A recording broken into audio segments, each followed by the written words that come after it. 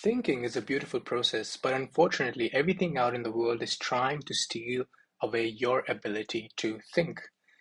Ironically, let's start by thinking about social media. Everything is diverse, stealing your attention, and wants you to think the least amount possible while being rewarded for doing nothing. AI, artificial intelligence, as revolutionary it has been, or the possibilities it has, in normal people is causing AI psychosis, which is slowing down people's ability to think, decreasing patience, and decreasing the effort of reading and researching. Now, this episode, I just wanted to talk a bit more about consciousness and thinking. So, while we begin this, try to regulate your senses. Try to think of all the voices you can hear. That's a quick, easy experiment to feel a bit more present in the environment you're in. And let's get right into it. For me, it's just this nice, cute little candle next to me. Your ability to think is what makes you human, right? That is what we call consciousness, or many people call consciousness.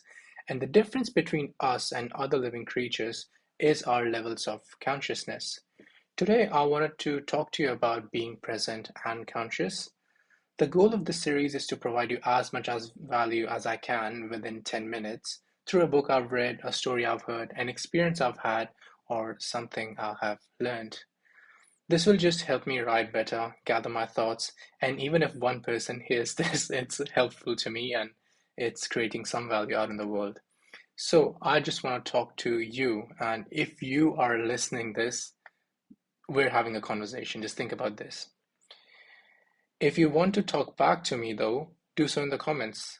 Listen to this episode either in the gym or while driving or while doing something which can help you be present and not while laying on your bed or doom scrolling or just accidentally stumbling upon it, because I want you to make the most out of what I've journaled and written this week.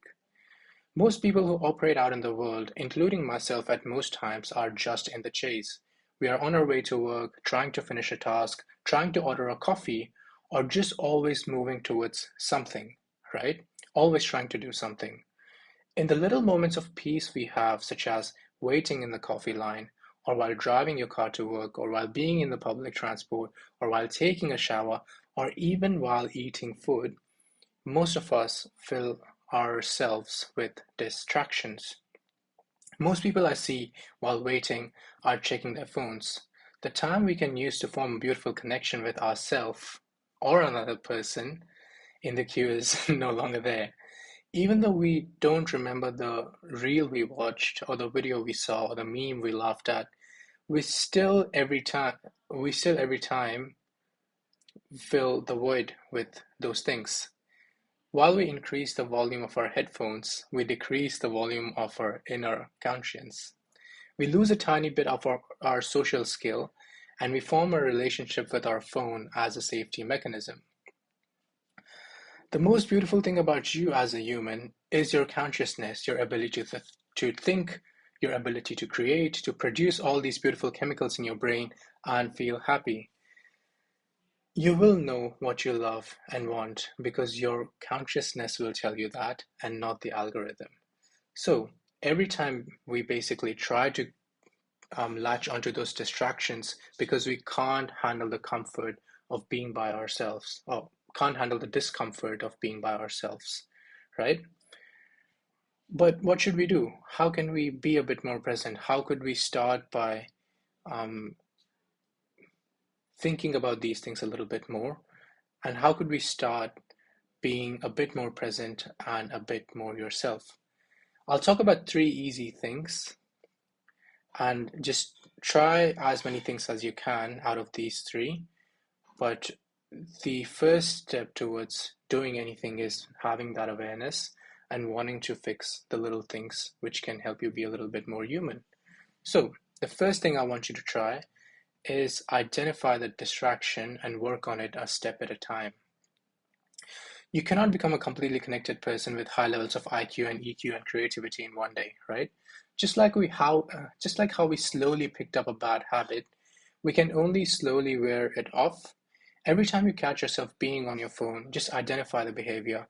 Identify when you woke up and decided to check your phone the first thing. Identify when you could have had some alone time, but you decided to watch YouTube to avoid getting bored. This will mean that you're just being aware of the behavior you want to fix, and then the brain will slowly start working its magic and give you choices and options. So, first thing I want you to do is just identify, just watch yourself, just see when you've picked up that distraction or latched onto something as a safety, right? Now, second, once you've started identifying these times, identifying these addictions or these distractions, I want you to try and be okay with the discomfort and slowly fight the feelings. Yeah, it's going to be slightly hard, it's not going to come that easy. So, if you feel that the urge you have is once identified, be honest and give yourself the choice.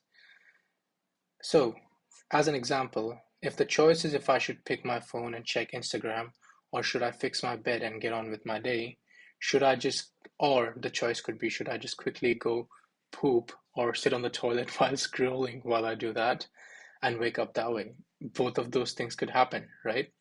You could wake up and use your dopamine receptors and just be stimulated by whatever your friends have sent you or checking your messages and all those things. Or you could just sit outside in your balcony or outside in the grass or wherever, just watch the sunrise or just do a few breathing exercises and you could get up that way. And little things make massive differences. And being someone who've tried both those things, they do make a massive difference. Even if you have something to do on your phone, you can have an alternative like instead of using my Instagram or checking my Instagram, I can play a quick game of chess instead. Engage your brain instead of rotting it, my friend.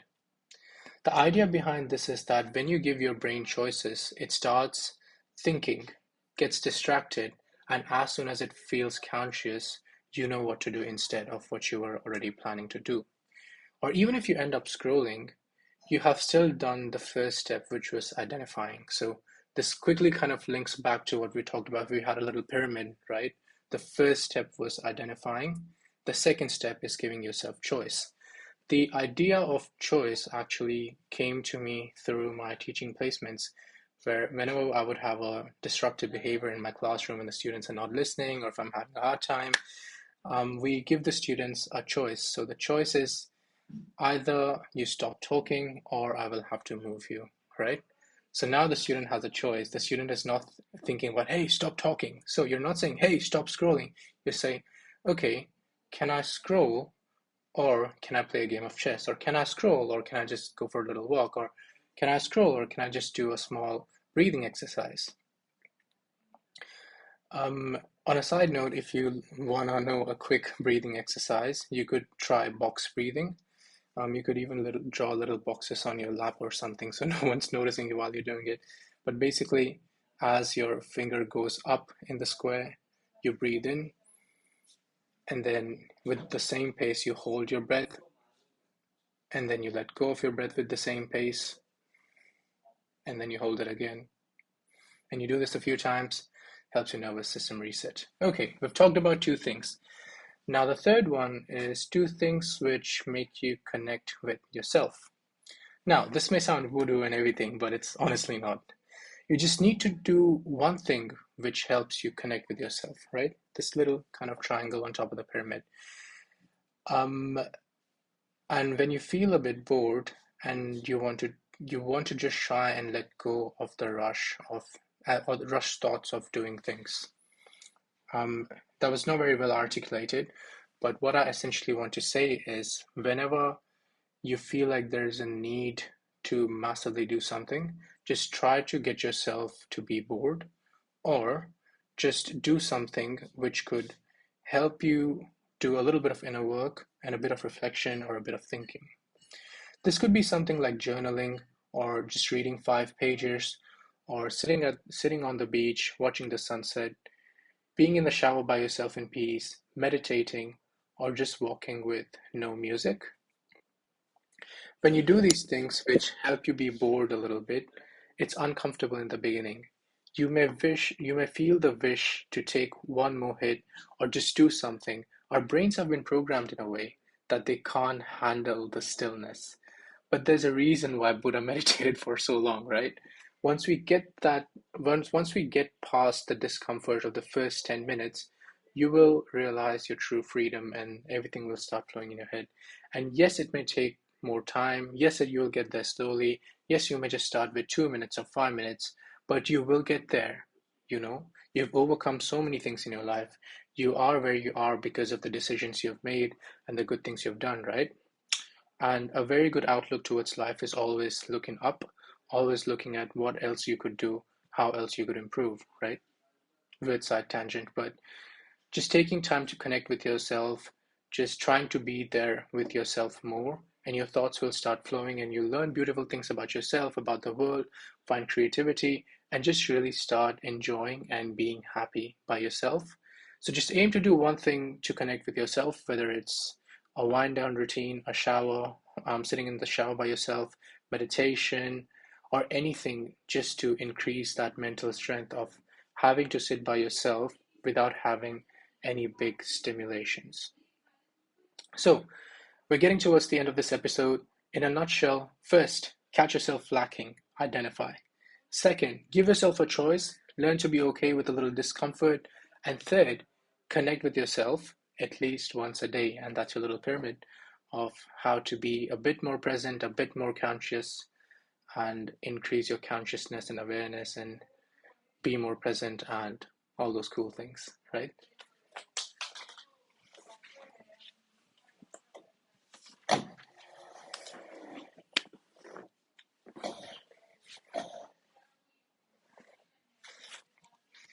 This brings us towards the end of this week's podcast. The whole process is to become more aware, more conscious, and live a more fulfilling life. You'll soon realize that small positive changes will cause a domino effect. One good day will cause a butterfly effect, and you'll move through life with more control and happiness. If you enjoyed listening and found even a little bit of value, I genuinely want to connect with you. I want you to comment, talk to me, tell me your ideas, tell me what you think about things like these. And I'm genuinely all I'm doing is I'm looking for a connection. I love connecting with people. This is just something that's so inherent in me. And I want to figure out what exactly I can do for you or what exactly I can talk about. Wish you happiness, health, and peace, and I'll be talking more to you.